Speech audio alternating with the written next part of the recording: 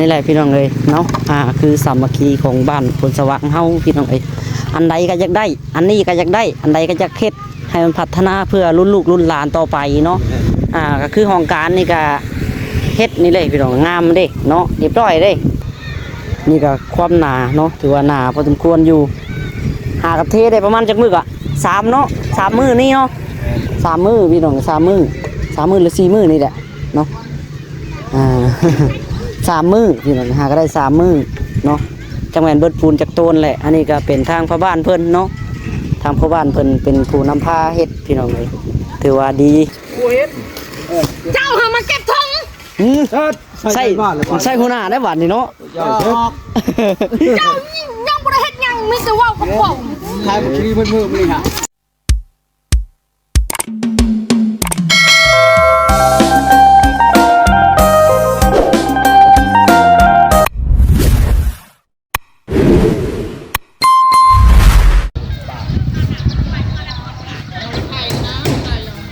หันภาพมาพี่น้องเนาะเอาทักทายสบายดีแม่ๆสิสู่คนพี่น้องพบพอกับทาน้องหลาอีกคือเก่าเนาะมาพอกันอีกในมื้อนี้พี่น้อง ปิดงานเลยเด้อเนาะทางห้องการบ้านพี่น้องเอ้ยหลายๆคนก็ห้องการห้องเรียนบอกมันบ่แม่นได้พี่น้องเนาะเป็นห้องการบ้านหรือว่าเป็นห้องการผู้ว่าปกครองบ้านพลสว่างพี่น้องเนาะเป็นห้องการบ้านไว้ไงคือห้องการบ้านนั่นแหละจังไรก็ได้เนาะเป็นห้องการบ้านน้องหลาเองเนาะพี่น้องเนาะบนพระบ้านบนอย่างบนพญามนั่นแหละยามปกบึงลูกบ้านเนาะนั่นก็กำลังทางอยู่ได้พี่น้องเนาะทางเทคอนกรีตเนาะเทคอนกรีตจังหวะทางคอนกรีตทางปูนกันพี่น้องเดี๋ยวน้องหลาจะเพียงแม่ที่ไปเลาะเบิ่งกันเล็กน้อยนะก่อนสิกลับเมื่อพี่น้องเลยถ่ายเก็บงานเรียบร้อยเนาะไปเดี๋ยวน้องหลามาเบิ่งบรรยากาศกล้องหลังเลยพี่น้องเด้อบัดนี้เด้พี่น้องเลยเรียบร้อยแล้วไปปัดนี่ทางน้องหลาไม่ได้ถ่ายแล้วเป็นเวลา2 มื้อพี่น้องเลยเพราะว่าหมุนเวียนกับการเฮ็ดตัวนี้แหละเนาะเมาอยากให้มันแล้วพี่น้องเลยก็จะได้เข้าไปสานต่อที่วัดบัดนี้เนาะเรื่องอันเหมาะอันมุ่งก็คือน้องหลากาได้นี่เข้ามาอยู่พี่น้องไอ้เนาะเป็น10 แพ็คแต่ก็บ่ฮู้ว่าซีเมนต์เท่าไรเนาะทางผู้หลักผู้ใหญ่เพิ่นได้ติดต่อหาน้องหลาแล้วเรื่องในมุ่งเนาะเดี๋ยวมื้อน้องหลาสิคุยกับทางพ่อแล้วก็สิลงไปเอาอีกพี่น้องเนาะไปซื้อเอามาอีกน้ำเรือบ่พอตัวน่ะ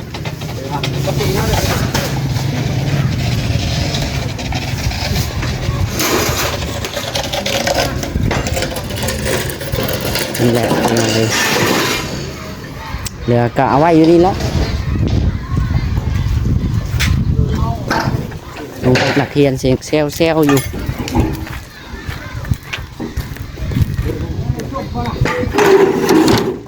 โอเคเรียบร้อย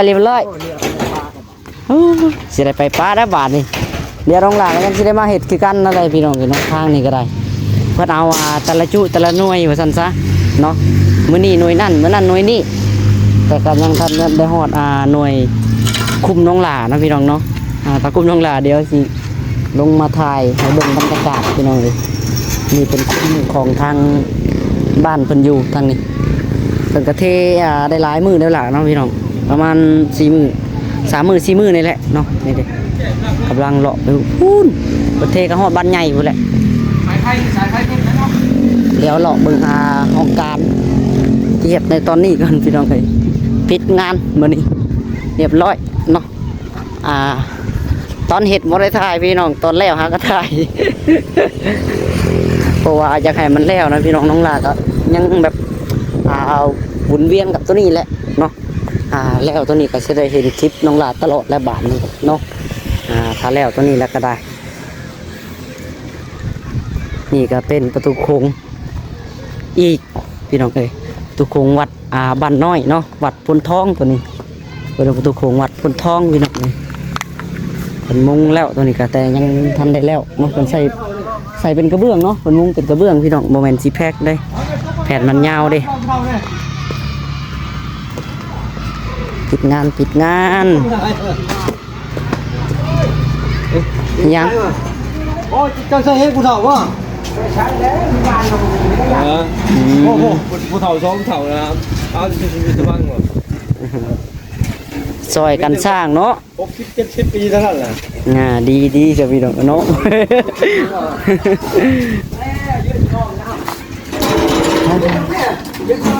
อันนี้เพิ่นเอาอันบ้านเฮามีจักหน่วยโดนทางเบิด เก้าหน่วย มีเก้าบ่คือหน่วยเฮาเป็นหน่วยสุดท้ายเนาะ สุดท้าย เป็นหน่วยเก้าพี่น้องเพิ่นเอานี่จักหน่วยต่อมือ สองหน่วยต่อ2มื้อ 2 หน่วยต่อ 2 มื้อบ่2 หน่วยต่อ 2 มื้อ แตกละ นั่นแหละแตกอยู่เมื่อวานนี่ก็ได้ ต้องได้ลงผู้หน่วยเด้เนาะสองเพิ่นว่า2 หน่วยเนี่ยร่วมกันบ่เข้าร่วมกันบ่หรือว่าแบบใดร่วมกัน2 หน่วยต่อ 2 มื้อเนาะคือว่า2 หน่วยถือว่าลงไปมามื้อเดียวลงมาพร้อมกันพี่น้องแล้วบ้านเฮาเบิดบ้านมีอยู่9 หน่วยเนาะตอนนี้หน่วยยังน่าลงตัวนี้ หน่วย1ก็หน่วย6หน่วย7 หน่วย1กับหน่วย7บ่ หน่วย7 อ๋อโธ่พี่น้อง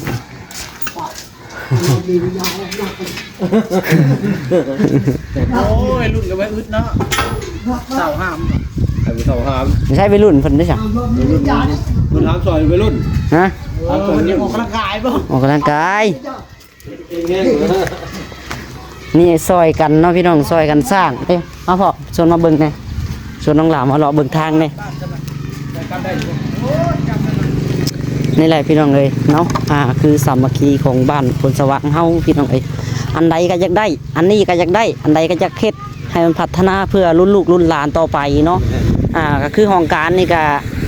เฮ็ดนี่เลยพี่น้องงามเด้เนาะเรียบร้อยเด้นี่ก็เป็นฝีมือน้องหลาเด้พี่น้องทางทีมงานน้องหลาตัวนี้เราเป็นทางบ้านเพิ่นเนาะ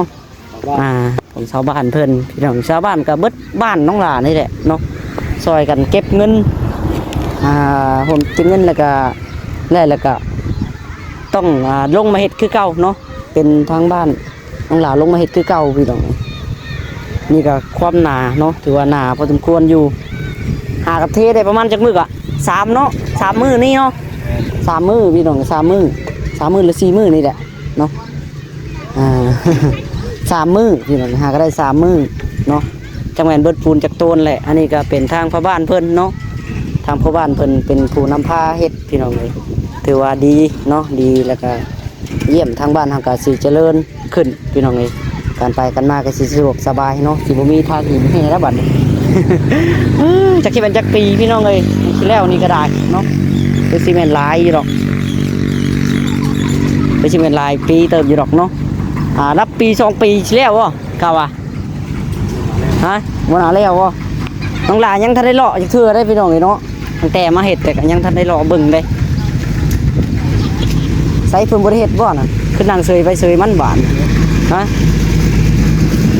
โอ้มาเราเบิ่งฝีมือกันพี่น้องฝีมือชาวบ้านกัน คันคุ้มเฮาหน่วยเฮาได้พอคุ้มเฮาหน่วยเฮาได้สิถือกับหน่วยตัวใดหน่วยเก้าน่ะ เป็นครับหน่วย4 หน่วย4อ๋อหน่วยเก้ากับหน่วย4เป็นหน่วยสุดท้ายเนาะ ใช่ อันนี้หน่วย1กับหน่วยหยังล่ะหน่วย1กับหน่วย7เนาะ หน่วย7 1กับหน่วย7พี่น้องอ๋อเบิดมือเนาะเป็นก็ได้ ครับจักสิแล้วบ่แล้ว โอ้บ่แล้วดอกบ่แล้วคำแล้วเด้นี่ก็ได้ เพิ่นว่าสิเร่งๆมาแล้วเนาะ 2 โมงเลย2 โมงแล้ว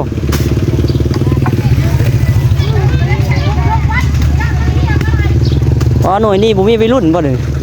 นี่ ฮะ มือบ่รุ่นเฒ่า ก็ลำบากเติมหนึ่งแล้วเดี๋ยวนี้ใช้เบิดวัยรุ่นเนาะเอาซอยกันลังพี่น้องลังจิตเต้มีเนื้อละตับกลับก่อนเดี๋ยวเบิ่งทางนี้เล็กน้อยเดี๋ยวก็สิเมื่อ ช่วยกันสร้างเนาะทางบ้านเฮาพี่น้องเอ้ยจังสิได้พัฒนาขึ้นการไปกันมาก็สิสะดวกสบายบ้าน ได้ไปเยี่ยมยามกับทางทีมงานเฮาอีกแล้ว ไป ทีมงานเฮ็ดอยู่โรงงานน้ำ ทางใต้อุ่นบ่ ใต้ โรงงานน้ำเอาน้องไปท่องไปยังนี่ ว่าแต่ก็น้องหลาก็สิบ่ได้ถ่ายดอกตัวน่ะมันเป็นของส่วนตัวของเพิ่นเด้เจ้าของเพิ่นก็มาอยู่แล้วก็มันน่ะถ้าว่าบ่มีเจ้าของนี่ถ่ายได้อีดอกเนาะน้องหลาก็ได้ ก็สิได้ถ่ายแต่ของรวมนี่แหละพี่น้องเอ้ยแล้วก็มื้ออื่นก็สิได้เข้าไปอันเฮ็ดวัดเนาะ เฮ็ดวัด มุงหลังคาวัดคือเก่าพี่น้อง วัดที่เป็นสายซีเมนต์มื่นเป็นน้องหลา คือว่าน้องหลาก็ยังจะเว้านำพ่ออยู่ตัวนี้ เรื่องงานมุงนี่แหละคือมีทางผู้ใหญ่เพิ่นเข้ามาอยู่บ่สมมุติเฮาอันแปลเองในแผ่นเท่าไหร่ 13,000 แผ่น 13,000บ่สิแพกเด้ ที่แรก เราเองเป็น13,000เป็นคนมาส่งเลยเป็นไหล17 เพิ่นมาส่งแล้วแผ่น 17,000 7,000 ป่ะ หลายเป็น แพงเนอะ แพงคนเสียเอารถเทรถอัน มี บ้า แต่ นเข้าบ้านแล้วไปเอา มีแต่ไปแก้เอามาแล้วก็ใส่น้ำมันให้เพิ่นเนาะ แม่น คันใส่น้ำมันให้เพิ่นก็สิบ่เกินคาดหมายเนาะตามที่เฮาอยากได้เนาะ บ่เกินเพราะว่าจะซื้อน้ำมันมีแต่แสน2แสนอันนี้สมมุติว่าเพิ่นมาแกมาประมาณ500เพิ่นเอาไป2ล้าน5ไหลตรงนั้นเลย ค่าน้ำมันนะ อ๋อขับมันตรงนั้น โอ้ยกำไรเพิ่นมันค่าน้ำมันนี่ เออ ทั้งกำไรทั้งค่าน้ำมันและในแผ่นมันก็17แหละ เขาไปเอาเองนี่น่าจะหมดประมาณล้านหนึ่ง อืม สมมติว่าการสิ้นเปลือง500เพชรเนี่ยนะ อืม จ้างรถล้านหนึ่งก็ยังโอ้เปอร์เซ็นต์อยู่ยังมีเปอร์เซ็นต์อยู่ โดย อาจจะสิบ่ฮอดพุ่นรถค่ารถเราต้องเอารถพุ่นใดไปเอาถ้าเอาหลาย เบิ่งก่อนเนาะมื่นไปแล้วจังลุยตะบุญกัน อื่นสิได้หารถไปเอาจักสิเอารถผู้บ้านนั่นแหละเพราะว่าผู้บ้านมีรถได้ น้องขอนำพ่อบ้านเลยเนาะยังไงกัน มาแม่มาเก็บมานี่ฮะเก็บ มาแม่มาซอยกันนั่นโอ้ย มีบ่รถโอ้น่าสิรอดเก็บเศษสิแบกมีรถยัง รถไถเนาะมีโก้ขายาวบ่ โอ้มันเป็นเกล็ดได้เจ้าแผ่นคือเล็กหน่อย ได้ยุเทื่อละ200 เนาะ มันก็โอเคแล้ว200 ได้ยุ โอ้มันไก่นี่แหละเนาะว้าว ได้ยุ200แผ่นแก่เนี่ยนั่นน่ะ ยานไปบ่ได้ให้ฝุ่นซิโน่ฝุ่นรถไทยก็ได้ ไปแก่จีแพ็กก็ได้ ไปได้มีพวกอะไรมีผู้ส่งรถไถเด้อมื้อนะ เจ้า น้ำในเพิ่นแก้เอาพี่น้องเอ้ยเนาะแก่จะรถไถมา เราไปนี่ฮันเพื่อน4ชอบ3ชอบไวกว่ายังเฮือนชามชอบชีชอบ เอาเท่ เท่เอ้ย มาผสมปูนนี่แหละ น้องจะคนไม่ได้ละคนเฮือนมันเคยสิมาจะคนมัน อย่ามาจะคนก็มาพัวจะมาผู้เดียวแล้วผู้เดียว ชีชอบเนาะ แล้วมันสิได้เด้อ มันไม่ได้เน่งกันก่อนมันน่ะเจ้าอย่าว่าแฟนนะอย่ามากแฟน หัวหน้าเพิ่นอยู่นี่ได้ อ้าวลองดูก็ชวนคนมาสิก็เรียกว่าชวนไปพี่อย่าไปชวนมาพี่ ชวนไปพี่แล้วนะ นี่มาทั้งผัวทั้งเมียเวียกเบาแล้วเมียเฮ็ดเรือชงกันเรื่องน่ะเวียกหนักผัวเฮ็ด เจ้าหามาเก็บทง ใช่ใช่หัวหน้าได้หวานนี่เนาะ เจ้ายังบ่ได้เฮ็ดหยังมีแต่เว้ากับป่อง ขายบักชีเพิ่นมือนี่ฮะขายบักชี ไม่โม้เลยเนาะขายชิลีบนมือ เจ็บแอวแล้วบัดนี้บ่ได้บ่นั่งมันทงนึง กลุ่มนี้วัยรุ่นน้อยเนาะหรือว่าวัยรุ่นขาดว่ากลุ่มนี้ มีแต่ผู้ชายอยู่คุมนี่ฮะ อุ้ยบ่วัยรุ่นบ่มีเนาะ บ่วัยรุ่นผู้ชายมีแต่วัยรุ่นผู้สาวมีแต่ผู้สาวสดแถวนี้ มีแต่นั่งกำลังใจนะรุ่นนั้นเนาะ คนเฒ่า สลาดเนาะกันไปชมพูนเนาะผู้เฒ่ากันไปชมพูนสลาดกว่าวัยรุ่นหนุ่มไหนเฮ็ดใครไปก็ได้มาให้มันหนุ่มจับงวยได้เฮ้มาแล้วโอ้วัยรุ่นมาแล้ว นี่โอ้ย มาแล้วเรามาแล้ว ทีมงานเพิ่นกำลังมา เดือน30 นาทีแล้วบ่ อันนั้นละกับ คอยก็อยากจับช้อนจับทางมาเลยกำลังสิเข้าเนื้อเข้าดังทำมาจับยากมีน้ำยัง ซอยกันสร้างสาพัฒนาบ้านเฮาพี่น้องเลยเพื่อรุ่นลูกรุ่นหลานต่อไปเนาะจังจะได้เที่ยวสรุปสบายพี่น้องเลยคัดบ้านเฮาพี่น้องเลยวัดก็อยากสร้างทางก็อยากเฮ็ดเนาะถือว่าโอ้สุดยอดเลยในบ้านเฮาในปีนี้พี่น้องเลยถือว่าได้ครบทุกอย่างเนาะ ได้ครบทุกอย่างถือว่า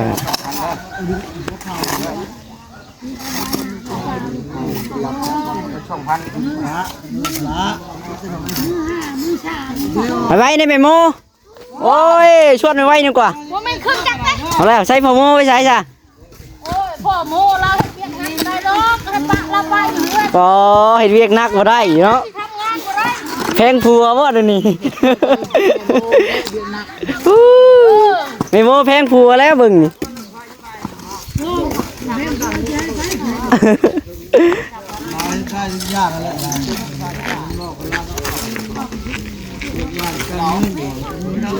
เก่งเนาะแม่โมเก่ง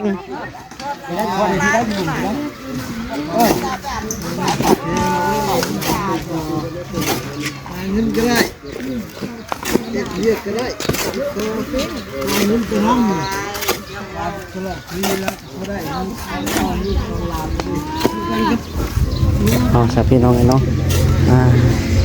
เป็นหน่วยของเพิ่นอันนี้เดี๋ยวมื้อหน้าก็น้องหลายสิได้ลงมาคือเก่าแล้วพี่น้องนี่ ปาบ่ได้ดอกเนาะไปจ้าพี่น้องโอเควันนี้เดี๋ยวน้องหลายสิขอตัวไปก่อนได้พี่น้องเนาะไปเบิ่งเวียกพุ่นทางน้องตัวทองก่อนน้องตัวทองกับเบาดำพุ่นพี่น้องอยู่ทางโรงงานน้ำพุ่นแหละไปเบิ่งสิเพิ่นต่อก่อนทางห้องการบ้านก็ปิดจ็อบแล้วเนาะปิดจ็อบเรียบร้อยพี่น้องจังได๋ก็อยู่ดีมีแฮงเบิดสุขทุกคนพี่น้องเนาะเอาสบายดีพี่น้องบ๊ายบาย